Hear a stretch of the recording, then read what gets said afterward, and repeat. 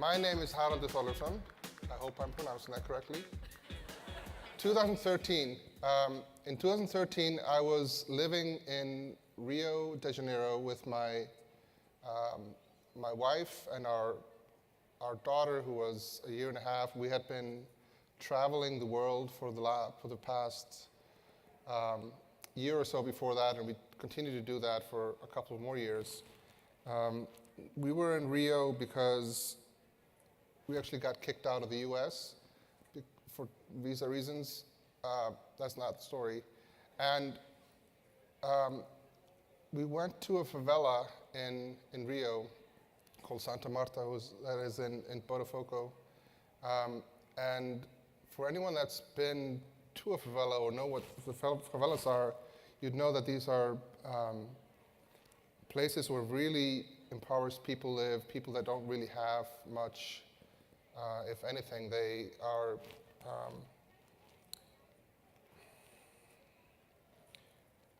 they get pushed down by the system, by the politicians, by the cops, by the gangs, and they really just survive there under these really hard conditions. And as we were going through Santa Marta, we stopped in a place. There was a little, like a town square or something like that, and my daughter started playing with these twins, two little girls. They were about 3, 4 years old. My daughter was just under 2, and they played for a few minutes, 10, 15 minutes, and as she was leaving, these girls, they wanted to give her their doll. And again, this is a place where people don't really have anything. And these two girls just saw the joy that that doll gave to my daughter and wanted to give what I imagine was one of very few toys that they had to her. And it always stuck with me, this feeling. It was a really pure human moment of someone recognizing in someone else that they could offer them something without anything in return. And it led us, when we started to shape the values of Ueno, we started from these very personal stories, and this is one of them that went into the first value, which is that we're all in this together. In this sense, it's that we're all participants in whatever it is that's happening in life.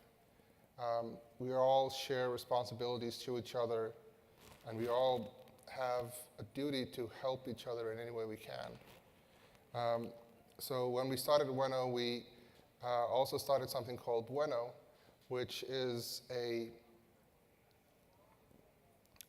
way for us to really just give back, to help people do amazing things, and we donate our time, sometimes money, sometimes other things, to help people do whatever it is that they want to accomplish.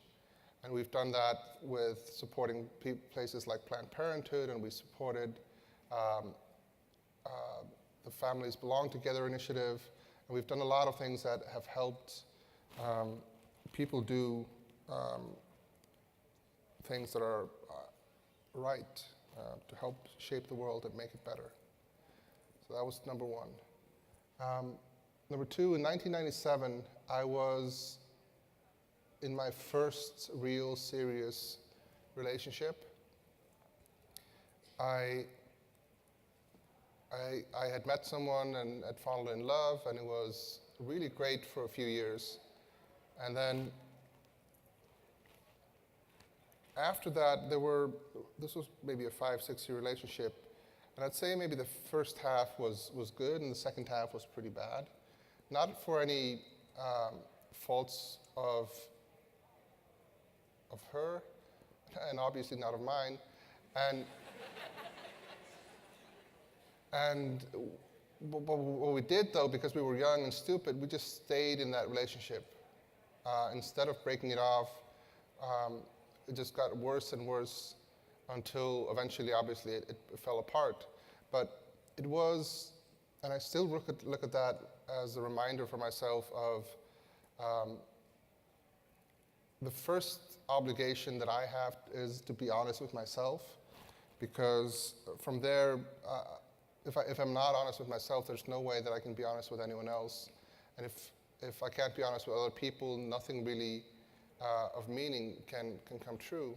And so the second value that we put together at Ueno was to be raw, to be honest with ourselves, to have people speak their truth in any situation that they're in, with our clients, with each other, to show themselves for who they are and what they're thinking, even when it's uncomfortable, and maybe especially when it's uncomfortable.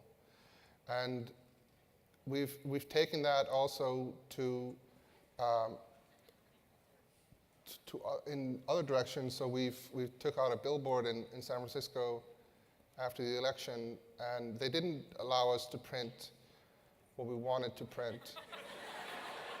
So we got a little bit clever with it. Amazingly enough, they let this stand. Third story.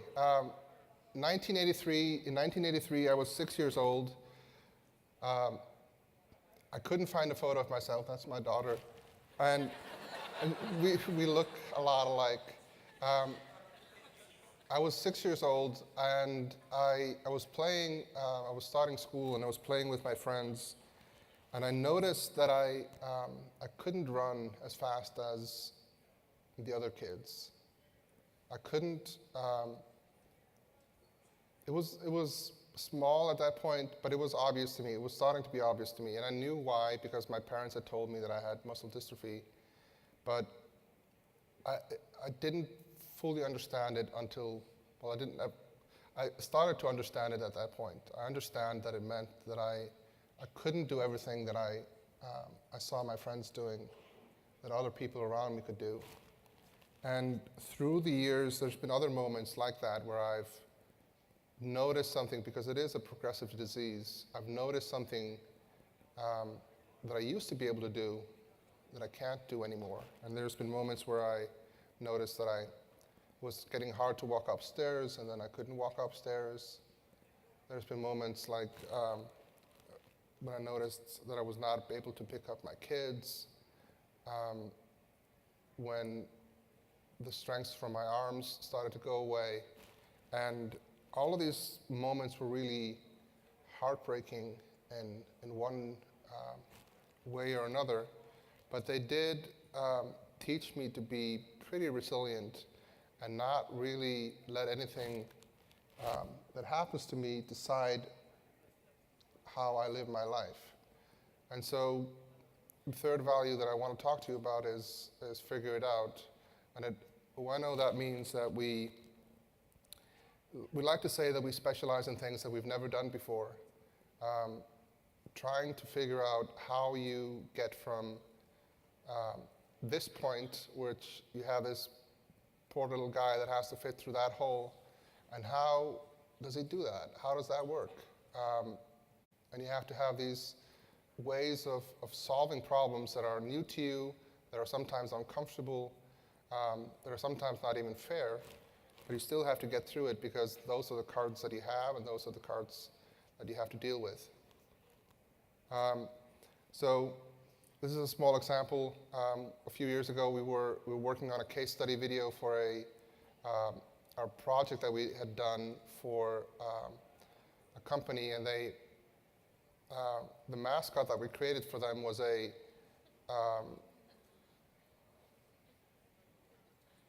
was not a rabbit. It was a hedgehog, and as it turned out, you can't have hedgehogs as pets, or you can't rent hedgehogs in San Francisco. You know, government, right? And so we decided just to get some rabbits, even though it made no sense.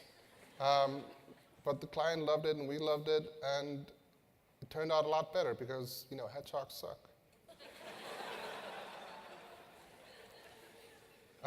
So the point there is, you know, it might be unexpected, but just do the thing that you need to do. go in whatever direction you want to go in, and very often you'll find that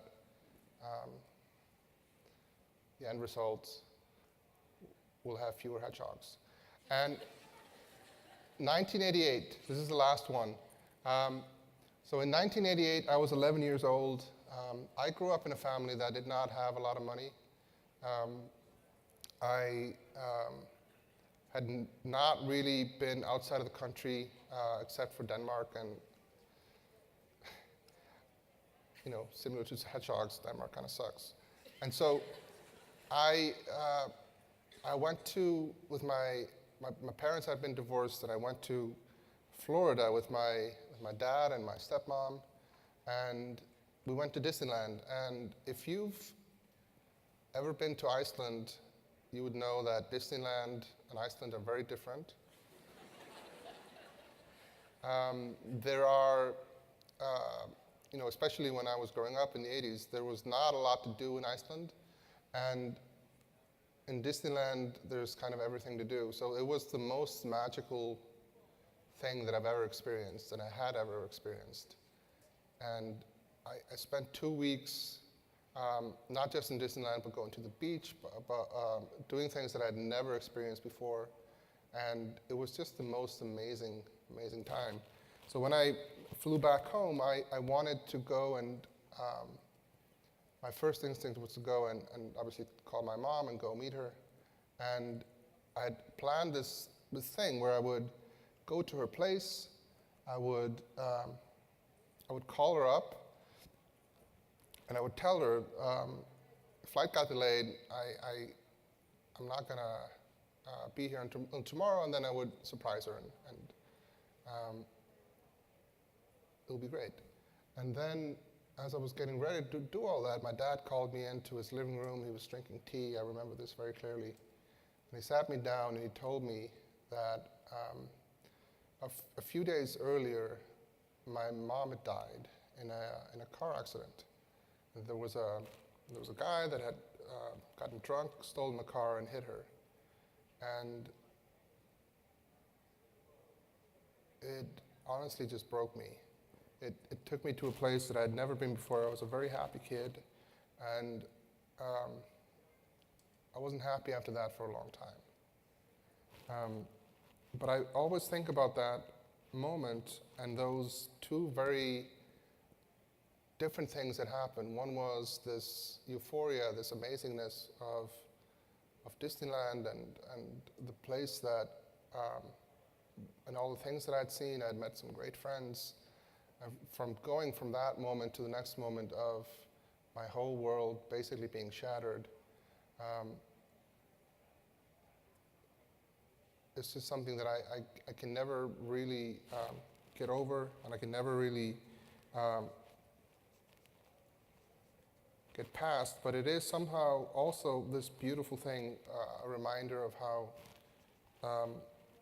these different moments and how these different things in life can be wonderful one time and can be horrible the next, and you have to remember to enjoy the wondrous things and somehow try to accept the horrible things.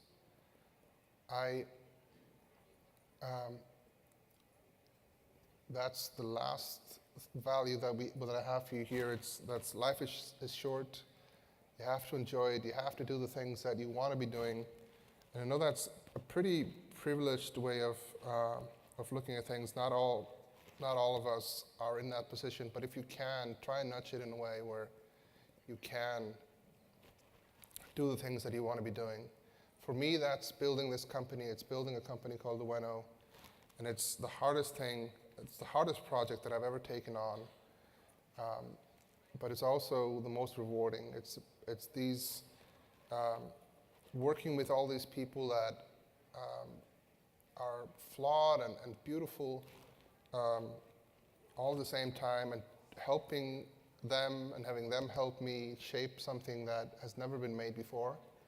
I don't exactly know where it's going, but I do know that most days I'm enjoying the ride, and I really hope that all of you can find something similar to that.